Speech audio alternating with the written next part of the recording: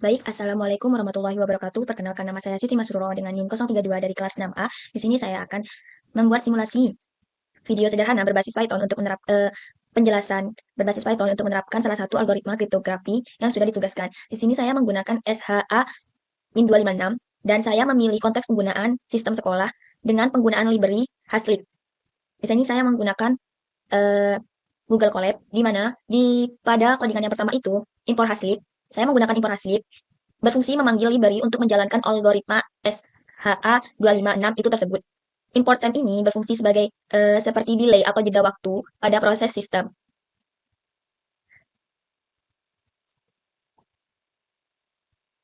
Haslip ini adalah proses satu arah.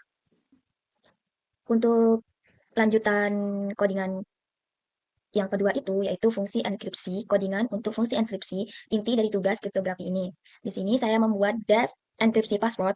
Ini berfungsi khusus agar kode lebih rapi dan memperhatikan di bagian ininya, itu di bagian encode UTF-8 ini, di bagian kode ini, itu penting karena algoritma Haslin itu hanya bisa memproses data dalam bentuk bytecode, jadi tidak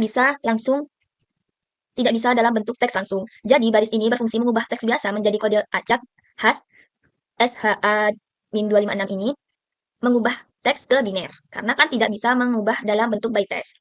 Nah, untuk hex digetnya ini sendiri, di bagian hex digetnya ini, itu berfungsi agar kita mendapat deretan angka dan huruf, deretan angka karakter heksadesimal dari angka dan huruf. Nah, ini mengubahnya ke angka huruf heksadesimal. Jadi dari angka huruf dan angka dan huruf itu dirubah menjadi heksadesimal. Untuk kode selanjutnya itu adalah alur pengambilan data yang akan disimpan data yang akan disimpan menjadi teks biasa atau plain text, yaitu ada nama lengkap, NISN, dan asal sekolah. Nah, untuk pengambilan data kredensial atau data yang akan disimpan dengan kriptografi itu, yaitu paspor ketika pembuatan paspor. Jadi, ketika siswa memasukkan paspor, itu sistem tidak menyimpannya secara langsung, tetapi sistem memanggil fungsi enkripsi paspor. Jadi di database itu, kalau seandainya sekolah itu dibobol oleh hacker atau sejenisnya itu, hacker hanya bisa melihat kode acak Hans tadi itu. Ini contohnya, PW Hans ini. Jadi hacker hanya bisa melihat kode kode acak dari Hans, bukan paspor asli siswa yang tadi udah dimasukkan. Seperti saya memasukkan 123. Nah, itu maka secara otomatis sistem itu memanggil fungsi enkripsi paspor. Nah, di database itu akan tersimpan PW Hans atau kode acak tadi. Eh, Setelah itu, seperti logikanya itu, saat pendaftaran, sistem hanya menyimpan kode acak. Jadi, ketika pendaftaran ini dibuka, paspor yang siswa masukkan tadi kan, seandainya saya memasukkan 123. Nah, di database yang tersimpan oleh sekolah itu, tidak menyimpan paspor langsung yang dimasukkan siswa, tetapi langsung menyimpan kode hasil tadi itu dari paspor yang udah dimasukin oleh siswa tadi. Nah, ketika pemanggilan itu, sistem kerjanya itu, database tidak ketika awal memasukkan itu, sistem kerjanya kan seperti ini ya.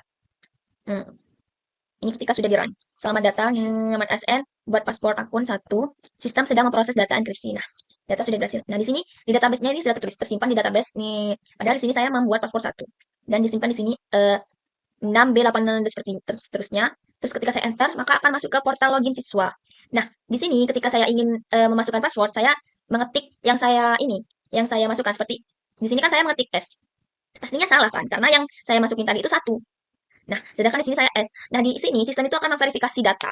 Jadi, dari data yang saya sudah masukin, seperti saya memasukin S ini, di database itu akan dipecah menjadi kode-kode haslip juga. Jadi, S itu akan terpecah menjadi kode-kode acak haslip. Nah, dari kode-kode acak itu akan dicocokkan dengan kode yang sudah tersimpan di database. Jadi, jika tadi kode haslip yang sudah tersimpan di database itu satu berupa 6B dan seterusnya ini, maka ketika S kita memasukkan S itu juga akan muncul penjabaran kode seperti ini, haslip ini.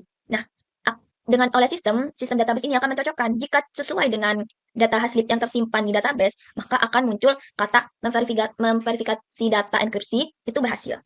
Ini gagal karena tidak sesuai 1 dan S. Ini contoh kalau run. Kita coba ya. Kita coba run. Bentar.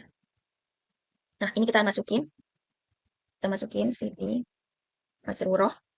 Nah, nomor AN-nya kita bikin ketiga, saat sekolah SMP, buat paspor akun kita bikin 45. Kita enter. Nah, ini akan muncul seperti ini. Kita ini. Nah, terus kita masukin paspor yang tadi 45 kan. Eh, Maka akan seperti inilah. Silahkan login, maka verifikasi berhasil karena saya memasukkan 45. Jadi sistem itu membaca dari kode slip yang kita masukin juga. Jadi karena di database itu tidak menyimpan langsung paspor yang kita masukin, melainkan apa angka-angka cek dari hasil, maka di situ juga ketika kita ingin memasukkan paspor, database itu menyinkronkan dari hasil kode-kode hasil tersebut apakah sesuai atau tidak dengan yang kita masuki sebelumnya seperti itu. Mungkin cukup sekian dari saya, kurang lebihnya mohon maaf. Wassalamualaikum warahmatullahi wabarakatuh.